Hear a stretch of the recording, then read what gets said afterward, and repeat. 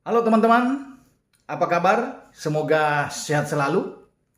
Akhirnya Manchester City menjalin sebuah kesepakatan dengan klub di Liga Argentina River Plate untuk mendapatkan seorang pemain yang menurut saya ini properti paling panas di musim dingin, Julian Alvarez. Pemuda kelahiran Cordoba 21 tahun yang lalu secara resmi dipinang oleh Manchester Biru. Dia segera diboyong ke Etihad untuk musim depan. Belum musim ini memang, tapi kesepakatan itu terjadi di transfer window di musim dingin.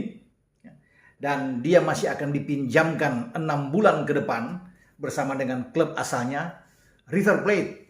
Dan pada tanggal 7 Juli itu masa berakhir dia dalam masa peminjaman sebelum dia angkat koper menuju ke Manchester dan berlabuh di Etihad. Saya katakan ini sebuah kabar gembira bagi pendukung Manchester City dimanapun, terutama bagi Pep Guardiola yang selama ini selalu menghindar, tidak mau berbicara banyak ketika banyak pers atau media di Inggris coba mencecar dia dengan pertanyaan seputar kedatangan seorang pemain muda ini, Julian Alvarez. Dan akhirnya sekarang membuahkan hasil di mana petinggi dari River Plate atau presiden River Plate, Jorge Brito, sudah memastikan bahwa salah satu keping terbaik mereka, permata mereka, harus mereka relakan untuk berangkat bertarung di Liga Premier Inggris pada musim yang akan datang.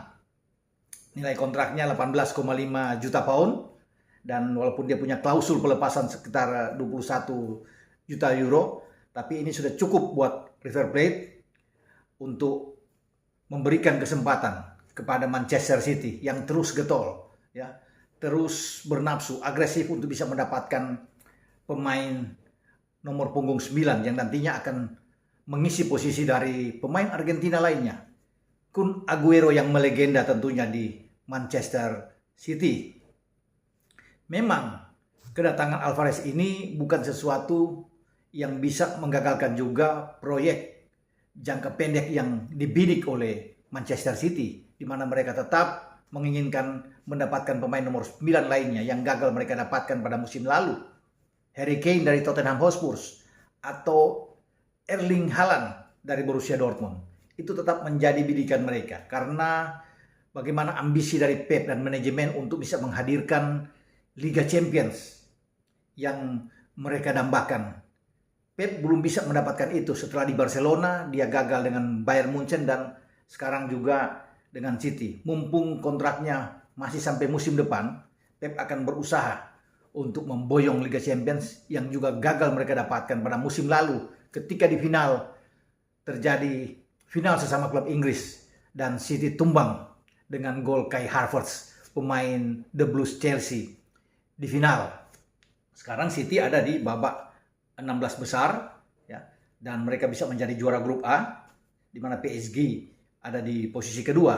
Jadi tetap ambisi itu masih terpendam bagi Pep Guardiola dan seluruh pemain City tentunya, karena mereka menginginkan UCL datang. Tapi oke, itu nanti. Tapi kita lihat dengan kedatangan seorang Julian Alvarez ini.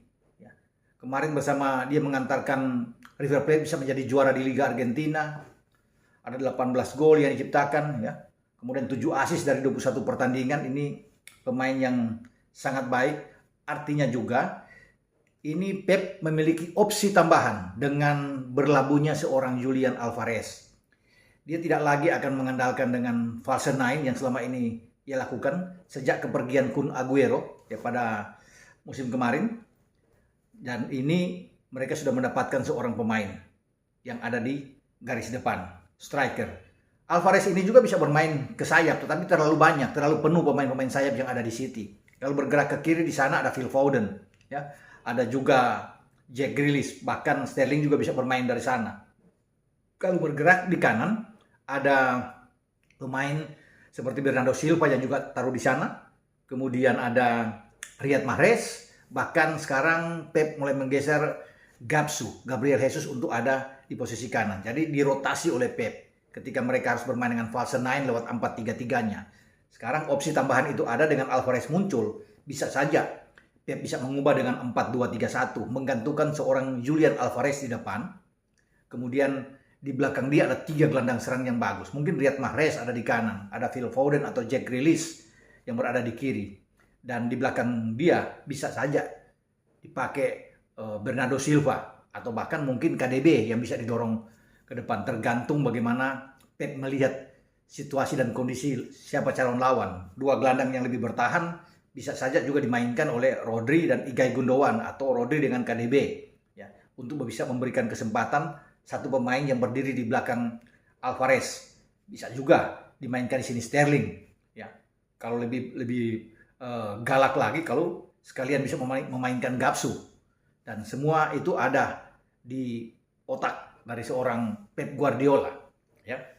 Kita lihat dengan opsi lain yang bisa dimainkan. Kalau 4-3-3 pasti kita udah tahu ya. Bermain dengan ini. Dengan ada Alvarez, bisa saja Alvarez di depan bermain duluan atau bisa bermain di babak kedua ya, dengan perpindahan rotasi yang dilakukan oleh Pep ya. Bisa aja di sana ada Gapsu bermain duluan, Sterling di kiri atau Jack Grealish di kiri, Bernardo Silva atau Riyad Mahrez di kanan. Itu tergantung dari Pep karena memang kedalaman skuad oke. Dia tinggal memilih siapapun yang akan bermain di posisi tengah dan depan. Di belakang pasti sudah ada Ruben Dias, Aymeric Laporte, masih ada John Stones, Nathan Ake yang bermain. Kemudian Zinchenko di kiri, masih bisa juga ada pemain seperti Cancelo yang sangat bagus. Di kanan ada Kyle Walker.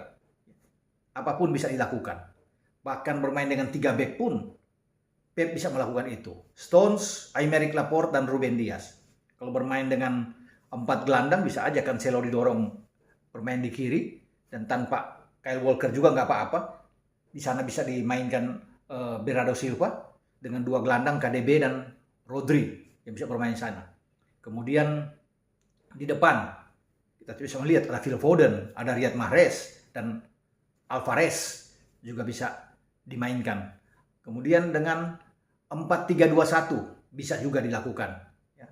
Apapun itu, karena pemain-pemain City ini semua baik, semua bagus. Tetapi dengan adanya seorang Alvarez, anak muda ini, tentunya bagi Pep sebuah harapan ke depan yang dia inginkan untuk bisa menjadikan Alvarez ini seperti Carlos Tevez sebelumnya, pemain Argentina juga, dan Kun Aguero, 2 striker asal Argentina yang pernah memakai kostum Manchester City dan dua-duanya sukses ya.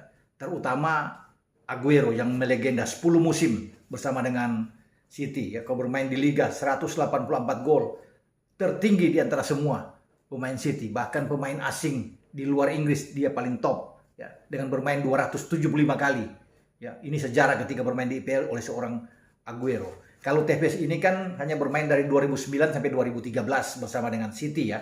Bisa dilihat dari 113 pertandingan dia mencetak kalau tidak salah 58 gol Tevez ya. Tapi ini ada Aguero yang memang luar biasa. Belum tentu memang bahwa Julian Alvarez ini dapat menggantikan posisi Kun Aguero dan bermain sebaik Kun Aguero, tapi setidaknya ini pemain Argentina yang bisa mewarisi ya bagaimana penampilan Aguero untuk diteruskan oleh Alvarez. Nah, kalau bicara dengan Alvarez ini adalah pemain ke-6 ya, pemain Argentina ke-6 yang berlabuh di Etihad. Saya sudah katakan sebelum tadi ada Carlos Tevez, Kun Aguero. Kemudian mereka masih punya Pablo Zabaleta, bek kanan terbaik yang juga dimiliki oleh City ya di era 2010 ke atas ya, sebelum datang Kyle Walker.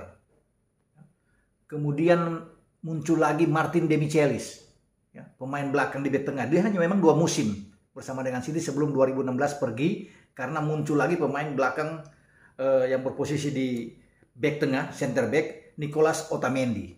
Pemain yang sangat bagus juga ya. Sebelum Otamendi juga pada 2020 pergi ke Benfica. Dan sekarang muncul Julian Alvarez. Saya katakan bahwa ini pemain yang oke punya, yang didapatkan oleh Pep. Memang Pep paling suka dengan daun muda ya. Pemain-pemain muda seperti Julian Alvarez. Dia nggak apa-apa, Ferran Torres pergi tapi datang seorang Julian Alvarez yang sangat bagus. Saya katakan bahwa opsi dia akan pasti banyak sekali untuk bisa memilih pemain terbaik. Apalagi sekarang mereka ada di puncak klasemen IPL, ya, masih tetap aman di atas. Tentunya ini harus diamankan mereka sebelum Alvarez bermain pada musim depan 2022-2023. Kita akan tunggu bagaimana kiprah atau bagaimana gebrakan dari seorang Julian Alvarez ini ketika dia datang dari River Plate untuk berlabuh di Manchester City. Sambil tentunya kita akan melihat apakah di musim depan juga Haaland akan datang atau Kane akan datang. Kalau ini datang, ini luar biasa benar. Ini pasti di depan akan sangat kuat bagi Manchester City dan mereka memang sulit untuk terbendung. Yang pasti hanya bisa dilawan oleh Liverpool dan Chelsea yang akan melawan mereka. Oke, sampai di sini pembicaraan kita dengan sosok seorang anak muda yang nantinya pada tanggal 31 Januari 2022 ini Alvarez berulang tahun. Masuk usianya yang ke-22 karena dia lahir pada 31 Januari 2000. Jadi sekarang 2022 dia akan masuk di usia yang ke-22. Jadi memang pas sekali ketika dia datang di kontrak pada musim dingin dengan properti yang panas yang saya katakan tadi, dia berulang tahun. Memang cocok sekali dengan apa yang dilakukan oleh Manchester City atau The Citizens.